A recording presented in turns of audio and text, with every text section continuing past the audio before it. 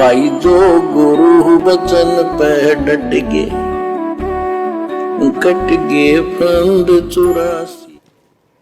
कभी सपने में भी नहीं सोची थी मैं गुरु पद बनाऊं। तो नीच आदमी है काम होती दुनिया को मूर्ख बना उनका। गुरु बनना तो नीच आदमियों के काम बताए सतगुरु ने, जबकि सतगुरु खुद गुरु बने हुए हैं।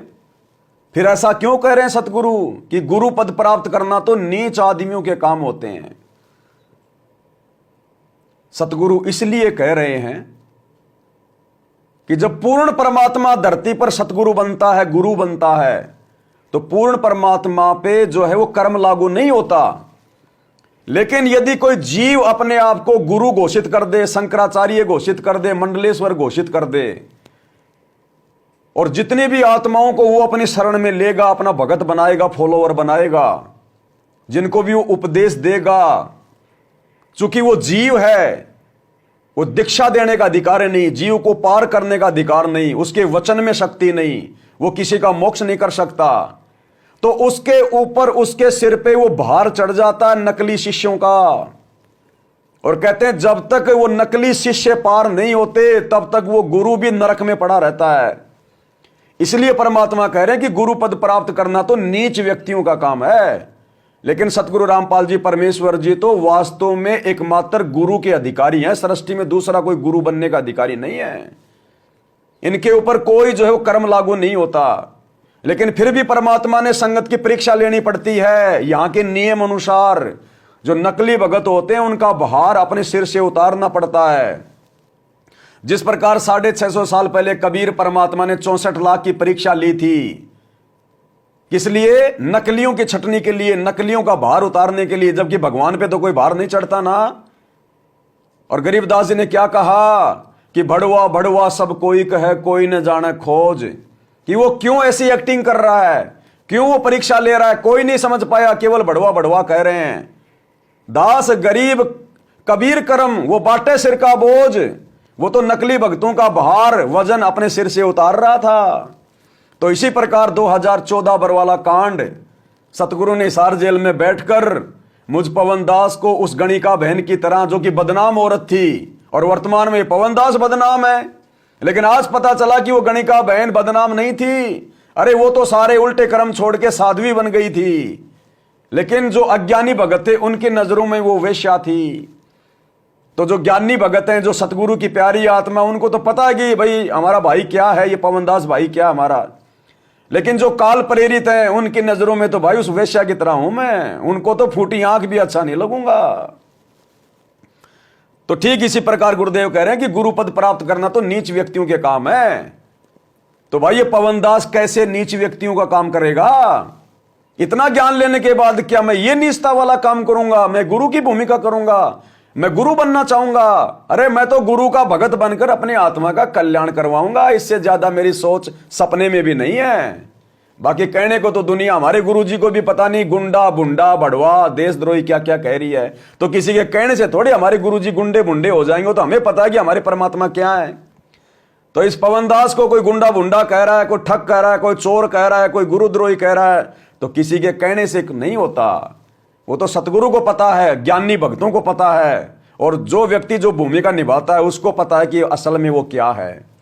अब मैं बिल्कुल स्वस्थ आदमी हूं और गांव में मेरी चर्चा कर दें कि उसको पीलिया हो गया, उसको पीलिया हो गया। अरे वो तो मुझे पता है, पीलिया के कोई लक्षण भी तो होते होंगे। अब ऐसे कहने को तो चाहे जो मर्जी कह दे उसके पीलिया हो गया, पीलिया हो गया, उनके कहने थोड़ी पीलिया हो गया। तो आश्रम वाले भाई बहनों के कहने से थोड़ी मैं गुरुद्रोही हो गया।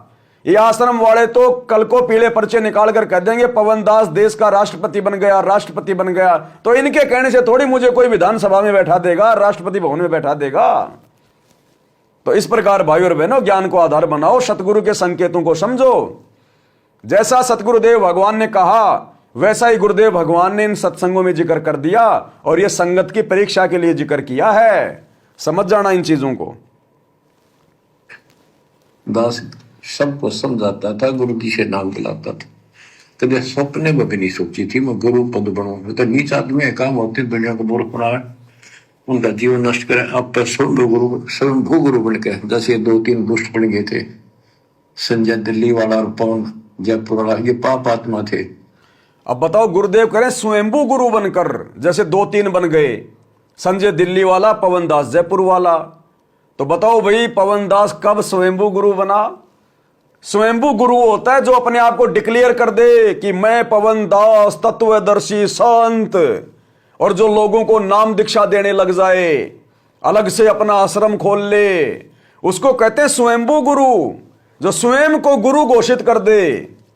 तो संजय दिल्ली वाले ने तो स्वयंभू गुरु की भूमिका कर ली, वो तो स्वयं गुरु बन गया, वो तो भोग भी लगवा रहा है, दंडोत भी करवा रहा है, खुद ही गुरु बन गया, नाम दीक्षा दे रहा, आशीर्वाद दे रहा है, तो वो तो बन गया स्वयंभू गुरु, सबके सामने है।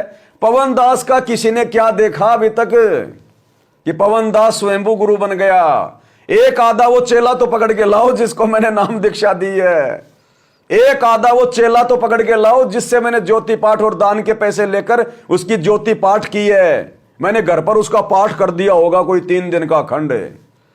अरे एक आधा तो पकड़ के लाओ कोई जिसको पवन दास ने आशीर्वाद दिया हो, एक आधा तो चेला ढूंढ के लाओ मेरा। कहां भाग गए सारे?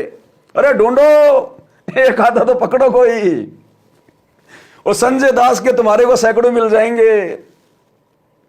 तो भाई और बहनों, हमें तो बड़ा आनंद आ रहा है, परमात्मा ने हमें जो गुरुद्रोही की भूमिका निभाने के लिए दी है ना, हम तो इस भूमिका को तन मन से निभा रहे हैं। लेकिन ये लाखों की संगत आश्रमों से जुड़कर परमात्मा ने जिनको एक भगत की भूमिका निभाने को दी थी, ये भगत की भूमिका भी ढंग से नहीं निभा पा रहे हैं। तो भैया, ये परमात्मा अपने भक्तों की परीक्षा के लिए इस प्रकार के वचन निकाल रहे हैं। अन्यथा भाई, गुरुद्रोही को गुरु से मतलब नहीं होता, वो गुरु की शक्ल भी देखना पसंद नहीं करता, और जहां बैठेगा गुरु जी की बुराई करेगा। और ऐसे गुरुद्रोही के मुख से अपने गुरु की बुराई कौन सुनेगा? 4-4 घंटे वीडियो कौन देखेगा? तो ये तो कॉमन सेंस की बात है भैया। भाई जो गुरु बचन पे डट गे, कट गे फंद 84 के।